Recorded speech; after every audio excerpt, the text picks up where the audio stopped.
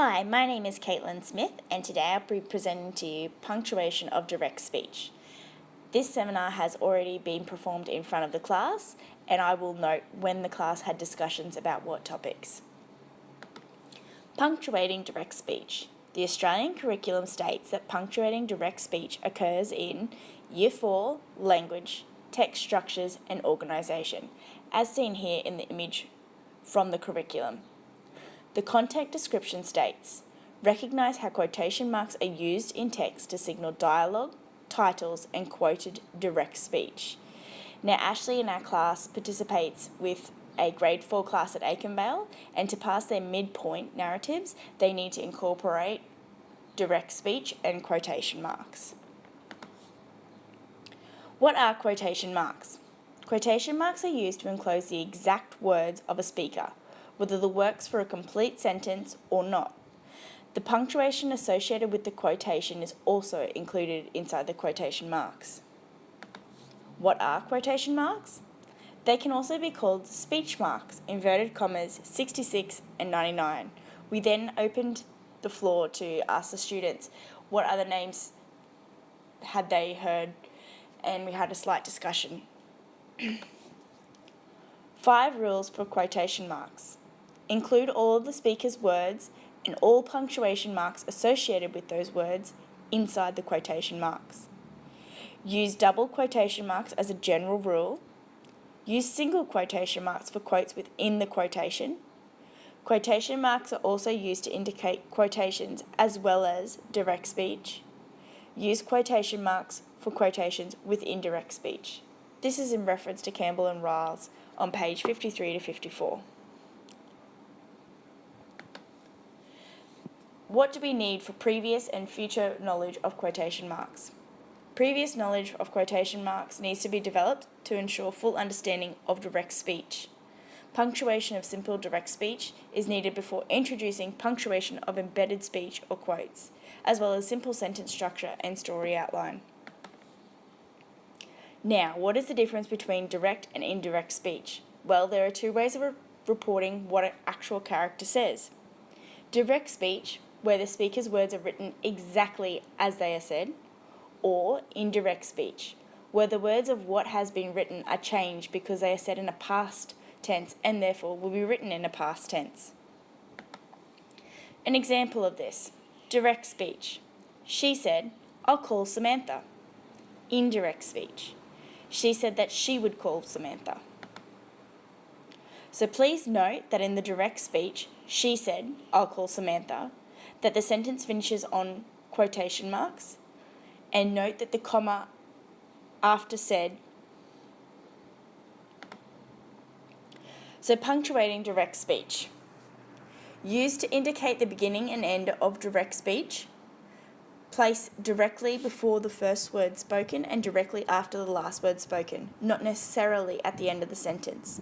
For example, "I love my dog," said Joanne. Start a new line when someone speaks.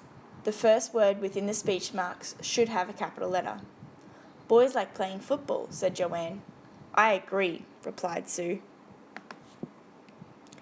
A comma, question mark or exclamation mark should be placed before the end of inverted commas. "I'm lost," Sam sobbed. "Get out," screamed Toby. "What time will the bus arrive?" Tom inquired. That gives us an example of a comma, exclamation mark, and question mark. A comma should be placed before the opening quotation mark to separate the quote from the rest of the sentence if the speaker's identity is placed before the quote. Kim said, comma, quotation mark, "It is very cold today," full stop, quotation mark. When the quote comes first, place a comma before the end quotation mark to separate the quote from the rest of the sentence. Quotation mark, "I'm glad to meet you," comma, quotation mark, "Sharon said." With continued speech or split quotation, the first part has a capital letter and ends with a comma. The start of the second part of the quotation has a lowercase letter.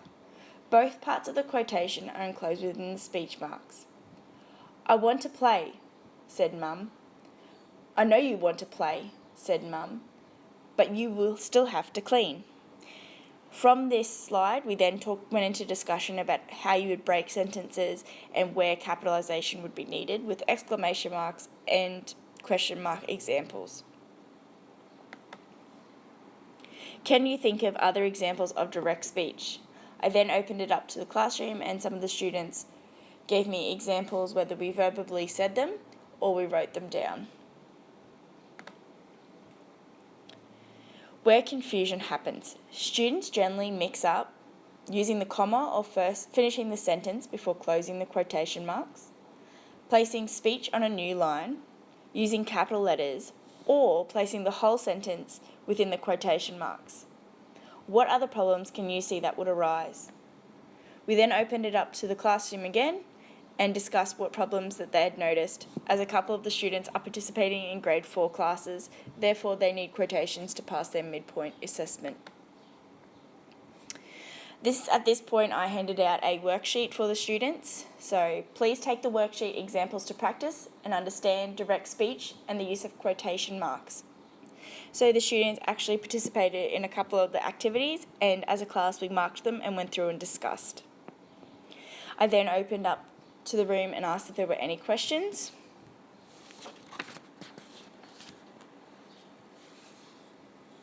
There were a few questions on more about generally punctuating.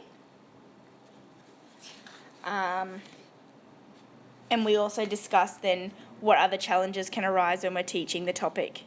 This conversation went on for a good 5 minutes. So I'd like to thank you for listening to my presentation today, and the following slide, the final slide, has my reference list. Thank you very much.